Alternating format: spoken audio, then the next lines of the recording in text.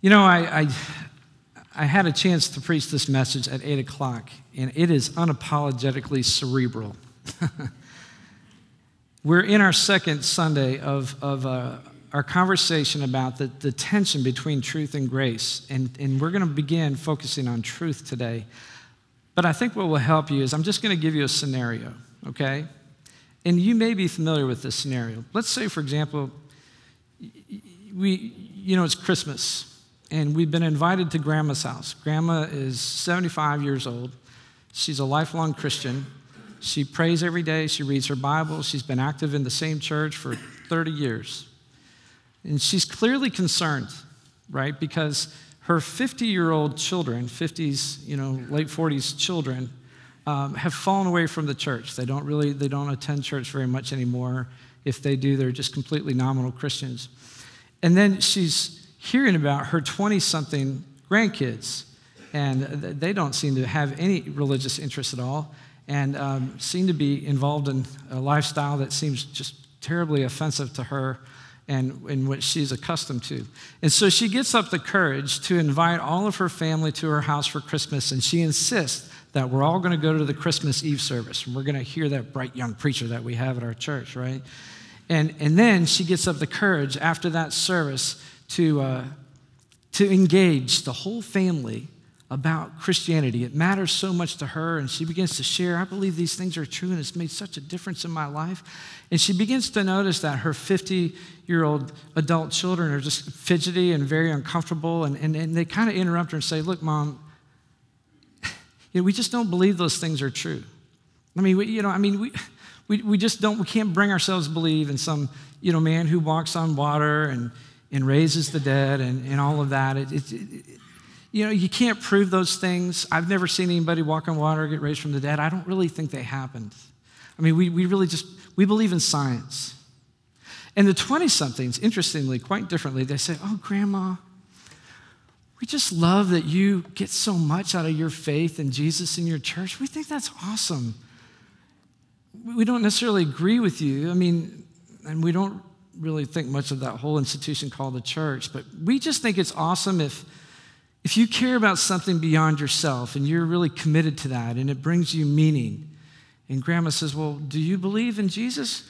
Well, we're trying to work it out on our own about this whole God thing. There's like a little assimilation of Christianity and Eastern meditation, but we always go and volunteer to help kids with special needs.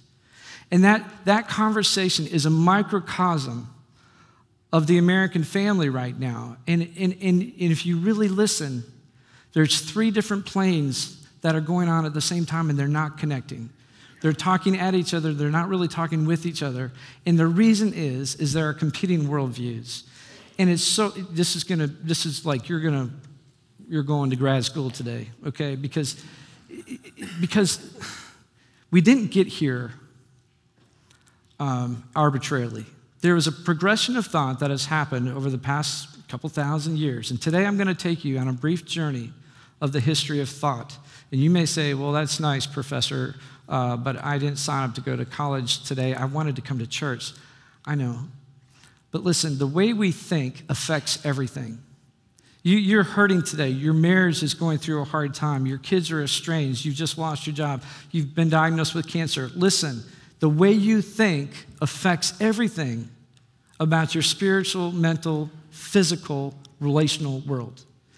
And we think the way we think because we have a particular worldview. A worldview is the lenses by which you make assumptions about what is true and the way you interpret information. And we all have one, okay? What I'm going to do is I'm going to help you to understand that in our society today, we oftentimes have competing worldviews, and sometimes it even feels that they're at war with each other. They shouldn't be, but they create quite a bit of tension, and that tension is finding its way into our families. And so you need to be equipped with this information if you really have any hopes of having a meaningful conversation with people who just see the world differently than you do. All right, so let me take you back. We're going to go back to the Greeks and the Romans. All right, the 2 primary gargantuous cultures prior to Christianity that have in many ways shaped our own culture. if you study the history of the Greeks and the Romans, pre-Christian Greeks and Romans, you'll find that the worldview that was prevailing in that time is very, very similar to the worldview in 21st century America, which is to say, we don't live in a postmodern society. We are increasingly becoming a pre-Christian society. There's nothing new about the worldview of the 21st century. It is very much similar to what was in place before Christianity was introduced. Let me show you. If you go back and you study the Greeks had their gods. We've all heard about the Greek gods and their beautiful gods and statues and all those kind of things, right? But the Greeks held very loosely to their gods. Their gods were made by man. They were crafted by man. They looked like man. They were beautiful. They had all kinds of, make-believe stories about them and so on. But the Greeks really just loved ideas. There, lots of Greek philosophy, and I studied a lot of that when I was in college. When we read the Bible, it actually kind of reflects the Greek culture. If you go into Acts 17, we'll get there as we get into our series in Acts. But if you turn to Acts 17, Paul arrives in Athens, the epicenter of the Greek world. And he discovers that the city is full of idols of every kind. And there's even an idol to the unknown God, in case they left one out, right? And Paul begins to engage them, and he begins to share the gospel. And the Epicurean and Stoic philosophers, engaged him and said, "What does this babbler wish to say?" But as Paul made his case for Jesus Christ, crucified and resurrected, they brought him to the Areopagus, saying, "May we know what this new teaching is that you are presenting?" And Luke says in Acts 17:21, "Now all the Athenians and the foreigners who lived there would spend their time in nothing except telling or hearing something new." All right? What the highest value was in the Greek world was not that something was absolutely true for all times and all places. An absolute claim is just that. It's a unifying statement that says this is true, it's always true, it doesn't matter what culture it is, it's true for everybody. That was not of any interest to them at all. They were interested in the eloquence of thought and its oration, how you could articulate that within a place like the Areopagus. Why? Well, because it was generally assumed that no one knew any absolute truth for certain when it came to the gods. But whatever gods there were should serve the democracy. And you think about that even in light of 21st century, right? Political campaigns are coming up. We'll hear that very thing. That's how the Grecian idols and gods were developed, as deities who would bless the democracy and their preferred standard of living. Thus, there was tremendous moral liberties in the ancient Greco world. The practice of having multiple sexual partners, bisexuality, homosexuality, and pedophilia was culturally acceptable and even encouraged among the highest classes of Greek societies, and it was thought that their cultural gods blessed and sanctioned their behavior because they made them to do that, right? Now, the Romans were much the same prior to Constantine's conversion and the onset of Christianity kind of becoming the Western religion, especially in the Roman Empire. Pre-Christian Romans, they had their gods. They were just the Greek gods with different names, right? But they were basically, again, thought to bless and sanction and protect the empire. But the practice of the day was religious pluralism. Every time the Romans conquered a different group of people, they were free to practice their religion. They do whatever they want to as long as they remained loyal to Rome. That was the only thing that mattered.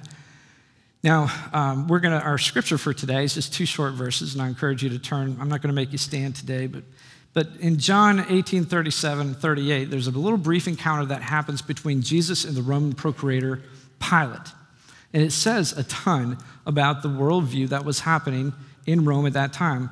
And I'll just read this to you. Jesus says, "For this purpose I was born, and for this purpose I have come into the world, to bear witness to the truth. Everyone who is of the truth listens to my voice." To which Pilate responds in verse 38, "What is truth? What is truth?" I mean, within the Roman world, any absolute claims about truth, about God, they were just all up for grabs. The only thing that mattered was loyalty to the empire. Now, if you're already getting bored and you're wondering, why is he talking about this? Look, this history is important. you have to understand, without Christianity, this is the default worldview of humanity. It's all up for grabs. The Romans reflected what everyone assumed was true, that every different people group, every country, every tribe, every nation had its own gods. And the only way that was really thought about was just that the strongest gods would win the war. So if you lost, if you were conquered, then your gods weren't as strong as our gods. It was fully assumed that the world was full of idols, full of different gods. Some of them were true, some weren't. Maybe they're all true, maybe none of them were true. We don't really know. It doesn't really matter. Just be loyal to your nation. Be loyal to your king, whatever. Now, you must understand that Judaism, from its outset, from the very beginning of the Hebrew Bible and the Hebrew people, began to understand that our God is not just the God of our nation, he is the God. He is the God. This was not a God crafted by the hands of men or represented by idols or statues. This was not a God who is passively sanctioned, cultural indulgences of a particular people. This was the God who created the world, provided his law by which all nations would be judged, and all people everywhere were accountable to this one God who is Lord of all. In fact, this God revealed a standard of holiness that was absolutely impossible for the people to maintain who received the law, right? The Jews. How counterintuitive is that? If you're going to make up a God that sanctions our behavior, not one who makes us feel guilty all the time about our behavior. Right? And so to the fact that there had to be repentance and atonement because his holiness and standard was so high that if we're going to remain in relationship with this one true God, we would need to have atonement for the way that we didn't live up to the holiness that he had established. This Judeo-Christian God was completely intolerant of other gods or idols. And he made that very clear in the first two commandments of the law in Exodus 20, have no other gods. And worshiping idols is not allowed. That is a completely novel concept, completely unique to the Judeo-Christian God. This way of thinking became prevalent and essential to deal with when Christianity began to spread. After Christ rose and people said, that's it. That validates everything that he said. It validates who he is. He's not dead, he's alive. Christianity began to take root, and a worldview began to come into play that is perfectly summed up by Jesus himself in John 14:6, when he said, I am the way, the truth, and the life. No one comes to the Father. No one gets to heaven but by me. The great Christian philosopher Francis Schaeffer, in his book entitled The God Who Is There, summed up this worldview introduced by Jesus, the Judeo-Christian God, but really put out there in a confrontational manner by Jesus, the leader of the Christian faith. And he says this worldview that came into view is the worldview of antithesis. Antithesis can best be understood with the simpler formula: if A is true, the negative A cannot also be true. Now that means that's like common sense to you, right? But that didn't even exist until Jesus said, I am the way, the truth, and the life. I'm not a God, I am the God. I'm not a way, I'm the way. Such that any other way is not the way. And anyone who contradicts me as the way, the truth, and the life is wrong. And he set that out there. As you can imagine, the absolute claims of Christianity created controversy from the outset in a highly pluralistic culture. After all, nobody enjoys being told that they're wrong, particularly when it comes to our favorite idols or our ideas about truth, or particularly our morality and behavior. Such is the reason Christianity could not be simply one religion amongst many in the Roman Empire. They would not play ball.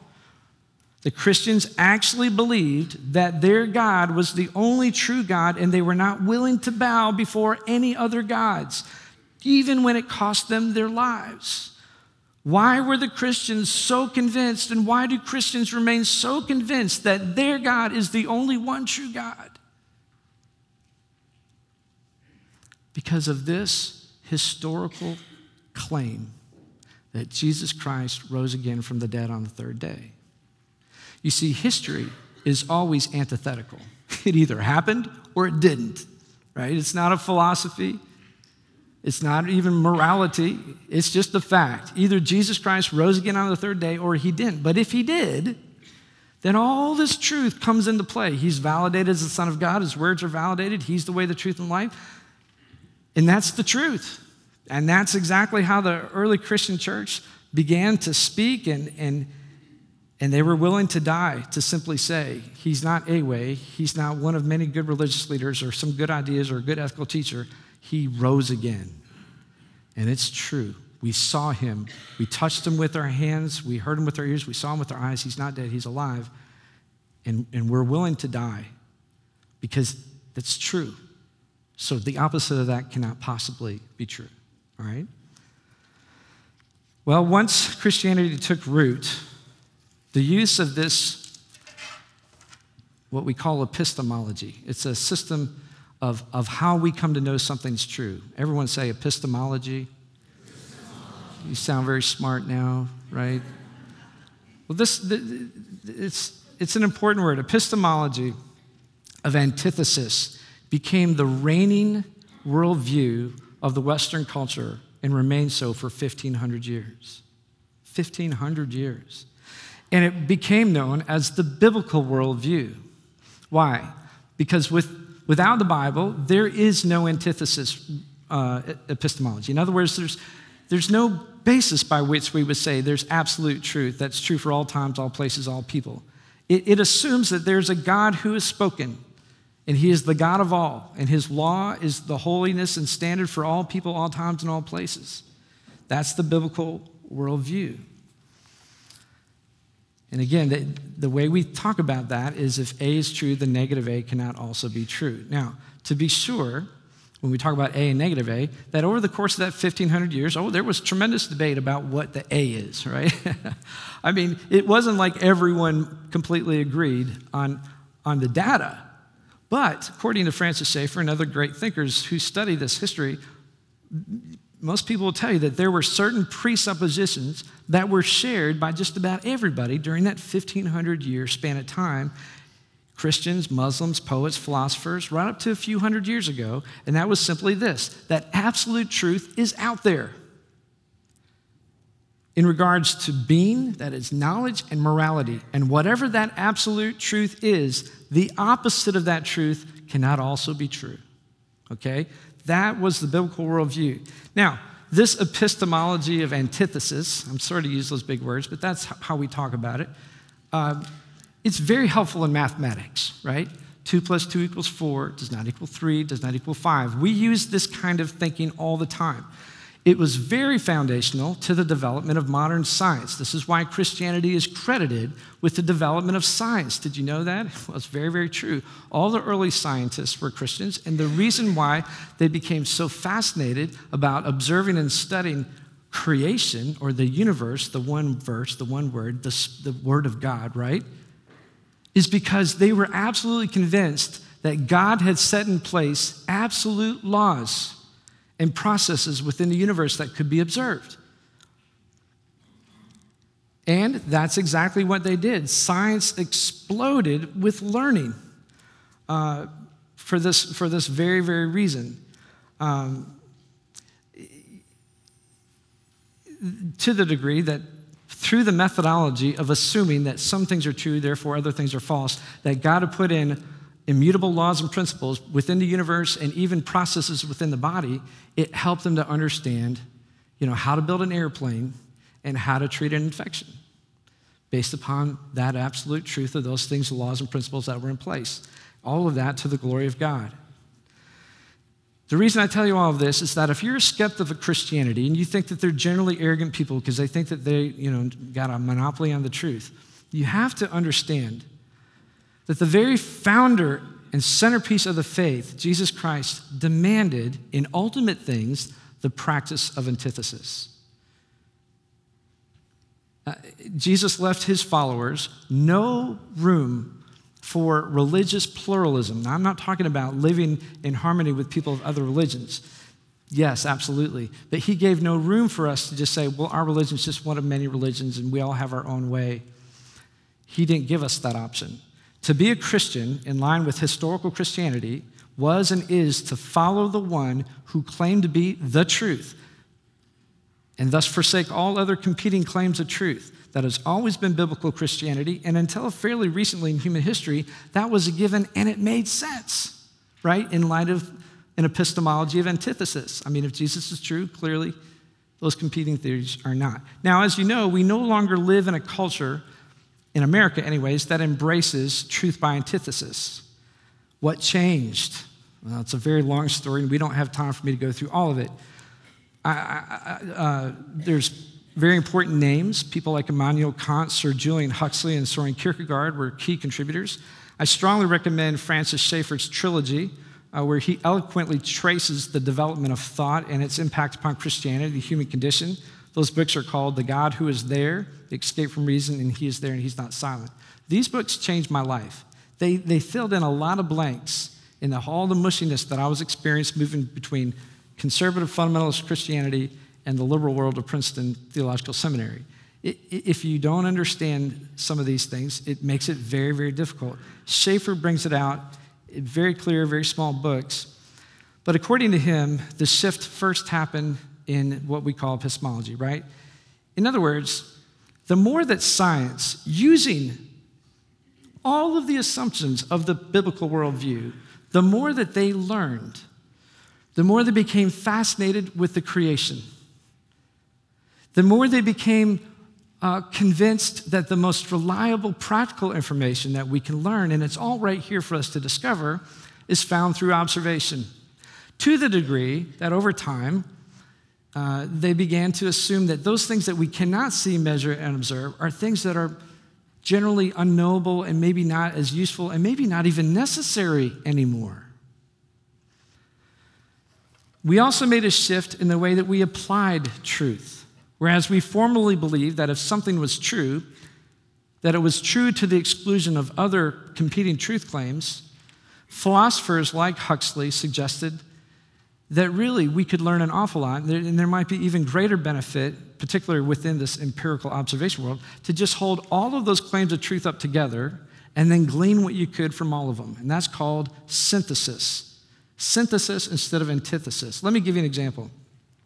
Let's get into an argument for a minute about socioeconomic systems. We say, well, there's really three major socioeconomic systems in the world. You have, capitalism, socialism, and communism. And all three claim to be truly the greatest means by which a society should be run. In the world of antithesis, you really only have two choices. One of those are right, or they're all wrong, right? But those are your only options. And antithesis just gets into a fight. It ends up in a polarizing conversation. Ours is the best. No, ours is the best. Ours is the best.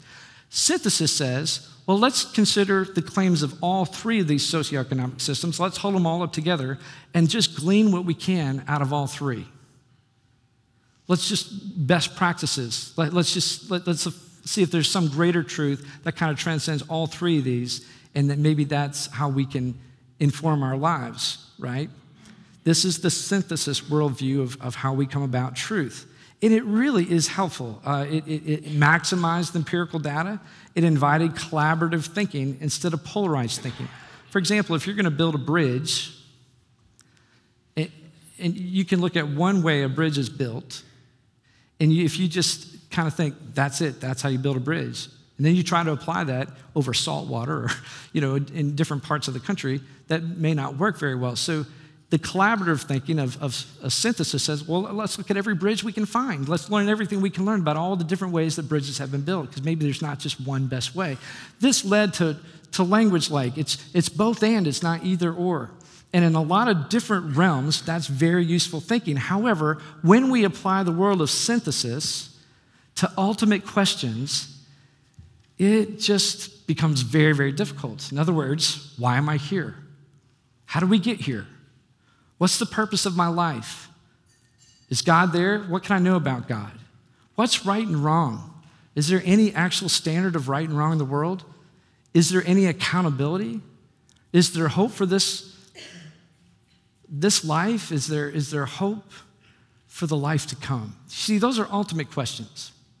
But the world of synthesis, based upon empirical observation, reduces humanity to nothing more than machines with descriptive language of how things work, but no answers to the questions of why and who.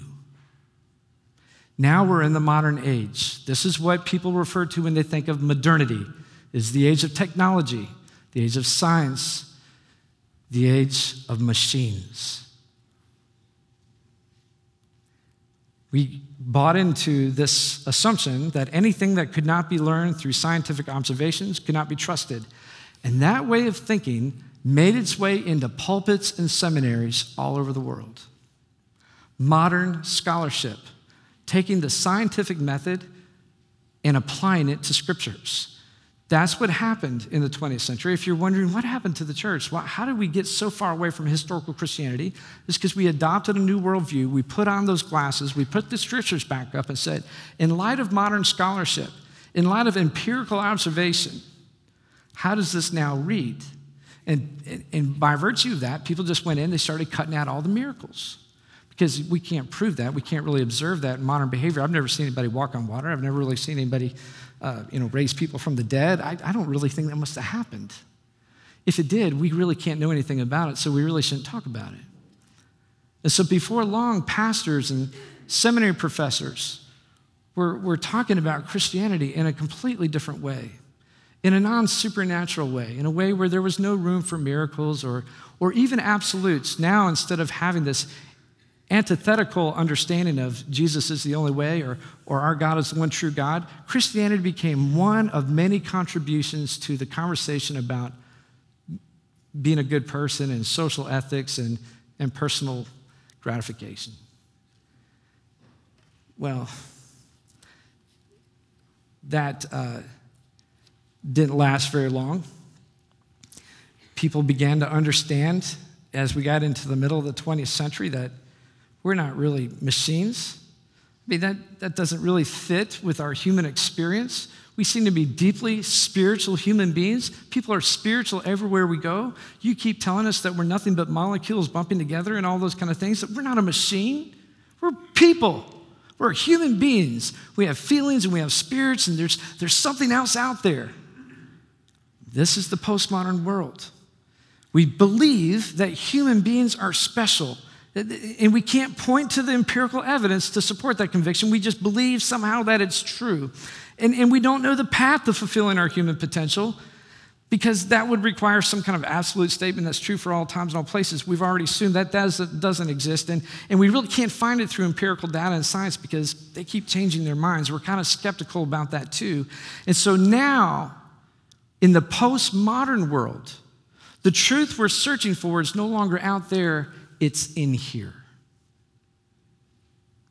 I make my own truth. I'm special. I'm a human being. Everybody writes their own narrative. Everyone has to find their own truth, their own path to personal fulfillment. And every person is entitled to pursue their own personal actualization of their human potential based upon what works best for him or her. And this is a very dangerous way of thinking. You see, at least the modern man, if you could prove to them empirically, they would say, okay, you win, you proved your case. I can see this, I can observe this, I have to admit that this is true. Not the postmodern person. The postmodern man or woman remains skeptical of any truth claim, empirical or otherwise, until which time it rings true with their own personal experience and integration and benefit. If it doesn't benefit me, it's not true for me. I'll give you an example. Take the use of pornography, for example. You know, this is something, there are tons of scientific studies done that speak quite clearly regarding the damaging effects of the use of pornography upon one's marriage, one's perception of women as objects, the connection between pornography and sexual assaults. The same could be said of romance novels for women, that it sets up an impossible standard for men, and it wrecks marriages, and it just creates completely unrealistic images in your mind of the man with the white hat, the horse and all that, and it just destroys marriages. all right?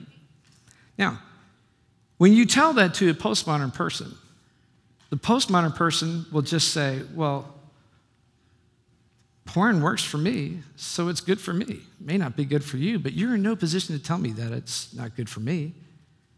I know me. It's true for me. You see, no longer is knowing discovered through empirical observation. It now must be validated through personal experience and integration.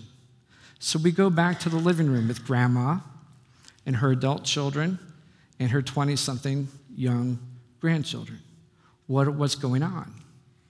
Well, grandma inherited from her grandparents and her parents a very black and white world, a world of antithesis.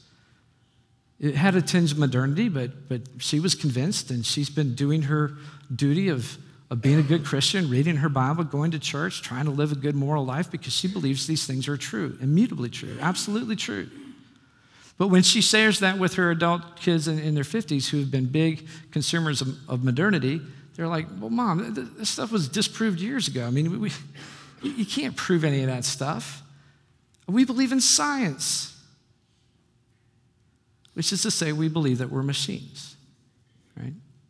But the grandchildren say, oh, Grandma, we just think that's awesome that you have such a cool, thing going on with your faith and your religion and Jesus or whatever that is, because, it just says that we're not machines and we admire you because you live for something greater than yourselves, and we're so glad that works for you. And we're kind of working out our own thing, with what works for us, because we know we're not machines. We're not really know what we can believe, but we're going to take a little bit of Christianity, a little Eastern meditation, maybe a little bit of Buddhism and yoga, and then we're going to do things to help people because people matter. They're not machines. I mean, can you see that we live in families with competing worldviews? Can you see how difficult it is to even use the word truth in a conversation with our families when it's quite likely that we all make completely different assumptions about what that word means? Can you see why our postmodern culture thinks that an evangelical pastor standing on a stage is arrogant because he makes absolute claims of truth, as though it has already been decided that that's just out of bounds, off limits, nobody can actually say anything is true? Because, I've just never heard anybody actually believe that anything's true. Why? Because it's your cultural worldview. And it's a very short period in history, by the way, but it's your cultural worldview. I understand why you have that response to a pastor saying, this is absolutely true. You have to understand that's how people hear us. Can you see that when Christians defend their faith using antithesis? Well, if A is true, then negative A can't possibly be true. Your young people are likely, in their minds, thinking, no, A is a theory, and it's one of many theories, and we just need to hold all those theories up together and just cherry pick from each one of them and assimilate that into our personal experience and integration to whatever degree it benefits us. Nod your heads if you're still with me. Listen, worldview matters. It matters more than you think. And I know your brain hurts right now and you're like, I'm not really sure I followed all of that. Listen, you know what? God gave you a brain. Engage it and take very seriously that the people that you love, either because, they seem to be good moral people and they have this faith in God you wish you did, but you really can't bring yourself to believe that, or the people that you love because you really believe this is true and the people that you love seem to be living just crazy immoral lives and think it's totally fine. You're going to have to understand what assumptions they're making about the very word truth, about their worldview.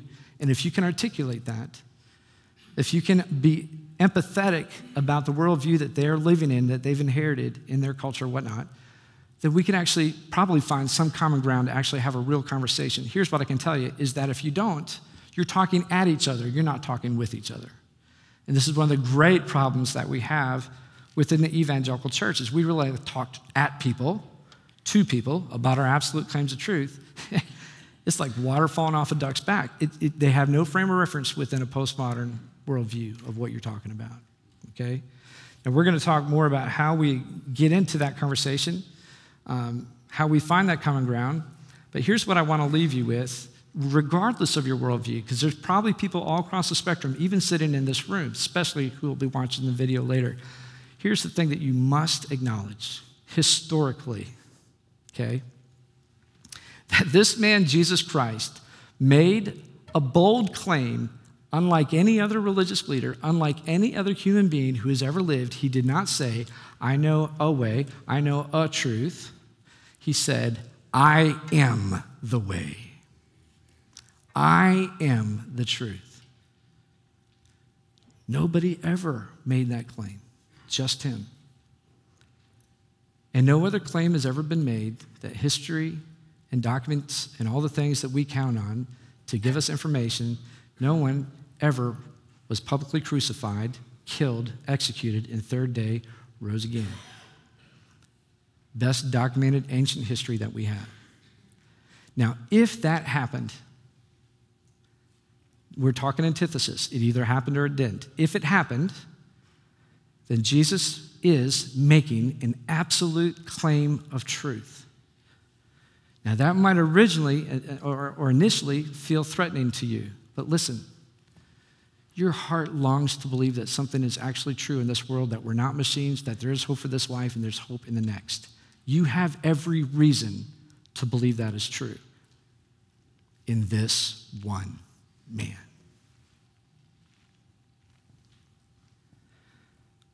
Your assignment this week is to read John 14.